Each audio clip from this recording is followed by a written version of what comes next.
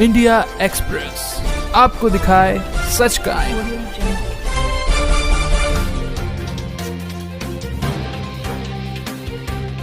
परम पूज्य संत श्री आसाराम जी बापू ने सनातन धर्म को बचाने का बीड़ा उठाया, अपने धार्मिक पुस्तकों के माध्यम से करोड़ों लोगों तक पहुंचाया। ये बापूजी का अपराध था, इसलिए बापूजी के ऊपर फैब्रिकेटेड आरोप लगाकर उन्हें फंसा दिया गया। भारत की जो तथाकथित न्याय प्रणाली है, जो अंग्रेजों के द्वारा हमारे देश को गुलाम बनाने के लिए थोपी गई थी, उन्हीं कानूनों का नतीजा है कि आज परम पूज्य बापू जैसे संत निर्दोष होते हुए भी कारागार में बंद है। सुब्रमण्यम स्वामी ये सावधान करना चाहते हैं पूरे हिंदू समाज को कि आज जिस प्रकार से एक एक करके साधु संतों को फंसाया गया, एक ही उपाय है कि हमारे साधकों को, सनातन धर्म के अनुयायियों को एकजुट होना पड़ेगा और नेताओं को सबक सिखाना पड़ेगा, उन्हें आईना दिखाना पड़ेगा।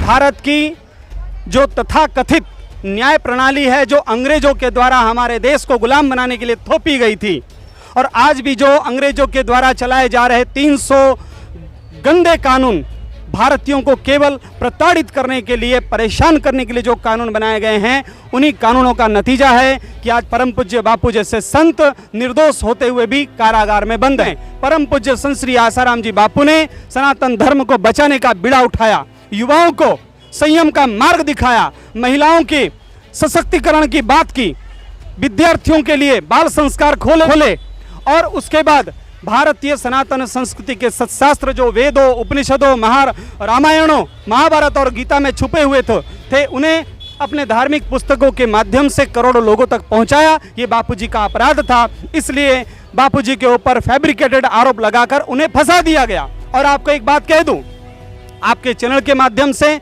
सनातन संस्कृति को मानने वाले विश्व भर में जो भी लोग रह रहे हैं, उनसे मैं निवेदन करना चाहता हूं कि ये मैं नहीं कह रहा, डॉक्टर सुब्रमण्यम स्वामी कह रहे हैं। क्या कह रहे हैं कि घेरेबंदी से परेशान हिंदुओं, तुम्हारे आस्था के केंद्रों को धीरे धीरे नष्ट भ्रष्ट कर दिया जाएगा और तुम निरीह रह जाओगे। सुब्रमण्यम स्वामी ये सावधान करना चाहते हैं पूरे हिंदू समाज को कि आज जिस प्रकार से एक एक करके साधु संतों को फंसाया गया, कईयों की हत्या कर दी गई। आप देखिए पालघर में क्या हुआ, उनके दोषियों को कितनी सजा दी गई, आप देख लीजिए, पता लगा लीजिए, आपको पता चल जाएगा। शंकराचार्य जी को कैसे झूठे आरोप लगाकर कारागार में बंद कर दिया गया। स्वामी लक्ष्मणानंद सरस्वती जो कंधमाल में सनातन धर्म की रक्षा के लिए ईसाई मिशनरियों से अकेले 80 साल की उम्र में टक्कर ले रहे थे, उन्हें ईसाई मिशनरियों ने टुकड़े टुकड़े करके काट दिया, सुनवाई नहीं हुई। लेकिन दूसरी तरफ दारा सिंह जिसने ईसाईयत का विरोध किया और उसके ऊपर आज 25 साल से अधिक समय हो गया, वो कारागार में बंद है। हमारे देश में कहीं ना कहीं हिंदू घिरता चला जा रहा है, उसके आस्था के केंद्र घिरते चले जा रहे हैं, मंदिरों के धनों को लूटा जाता है, मस्जिद और चर्चों को दिया जाता है, बांटा जाता है माइनॉरिटी कमीशन के नाम पर, और इसी तरह से करोड़ रुपए प्रति वर्ष मंदिरों से लिए जा रहे हैं और विधर्मियों की सेवा की जा रही है, उनको बांटा जा रहा है। दूसरी ओर भारत में करोड़ों की संख्या में विदेशी घुसपैठी हो रहे हैं और इन सब से बचाना क्या अपराध है। करोड़ों लोग जहां शराब और कबाब के नशे में डूबे हुए थे, ऐसे लोगों को बापूजी ने बचाया है, उनके परिवार को खुशहाल किया है। ये बापूजी का अपराध है। इसलिए बड़ी बड़ी मल्टीनेशनल कंपनियां हो, विदेशी ईसाई मिशनरियां हो, और चाहे तथाकथित भारत में घुसे हुए ऐसे गद्दार हो, चाहे वो किसी भी जगह हो, चाहे वो प्रशासन में हो, चाहे वो जुडिशरी सिस्टम में हो, ऐसे लोगों ने परम पूज्य संत श्री आसाराम जी बापू को फंसाया है और इसका एक ही नतीजा होगा, सनातन संस्कृति का विनाश। लेकिन हमें हमारे देश के लोगों को, सनातन धर्म को मानने वालों को सावधान होना चाहिए, जागरूक होना चाहिए, वरना जिस तरह से अफगानिस्तान हमारे हाथ से गया, जिस तरह से पाकिस्तान हमारे हाथ से गया, इसी प्रकार से भारत में भी अराजकता का माहौल फैलाकर भारतीय संस्कृति, सनातन धर्म और संतों को मिटा देने की एक गहरी साजिश है। लेकिन इसके बावजूद परम पूज्य संत श्री आसाराम जी बापू के शिष्य करोड़ों की संख्या में पूरे देश में घूम कर डंके की चोट पर प्रशासन को चेता रहे हैं कि जागो जागो और जागो। अरुण भाई, न्याय प्रणाली में क्वेश्चन मार्क खड़ा हो रहा है कि बड़े बड़े अपराधियों को, नेताओं को बेल मिल रही है, लेकिन संत श्री आसाराम जी बापू जी को एक दिन तो छोड़ो, 1 मिनट तक के लिए उन्हें राहत नहीं दी जा रही। क्या कहोगे इसके बारे आप में? अगर इस समय भारत के संसद में या विधानसभाओं में जो भी नेतागण कुर्सी में बैठे हुए हैं, प्रशासन में बैठे हुए हैं, उनका अगर आप रिकॉर्ड चेक करें तो आपको ताज्जुब होगा, हमारी आंखें शर्म से झुक जाएगी कि कैसे लोग हमारे देश के ऊपर राज कर रहे हैं, कैसे लोग प्रशासन में घुसे हुए हैं। इनसे देश की क्या उम्मीद कर सकते हैं आप? यहाँ तो जिसकी लाठी उसकी भैंस चल रही है।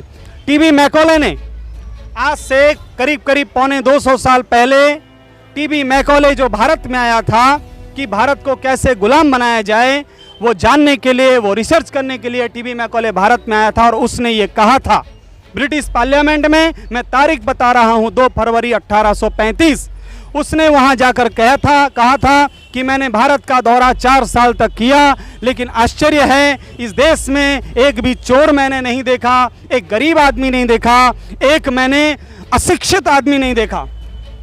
और ऐसा देश जहां रामायण, महाभारत, गीता, उपनिषद पढ़ाई जाती हो, जहां 16 प्रकार की विद्याएं पढ़ाई जाती हो, जहां 7,32,000 गुरुकुल निःशुल्क शिक्षा देते हो, ऐसे देश को हम कभी गुलाम नहीं बना सकते। यदि इस देश को गुलाम बनाना है तो इस देश की संस्कृति को, इसकी सभ्यता को और साधु संतों को बदनाम करना पड़ेगा, इनकी शिक्षा प्रणाली को नष्ट भ्रष्ट करना पड़ेगा। और उसी के एजेंडे पे पिछले 250 साल से हमारे देश के तथाकथित आज़ादी के बाद भी सभी सरकारें लगभग वही काम कर रही है, हिंदुओं का पतन करवा रही है, हिंदू संस्कृति को नष्ट भ्रष्ट कर रही है।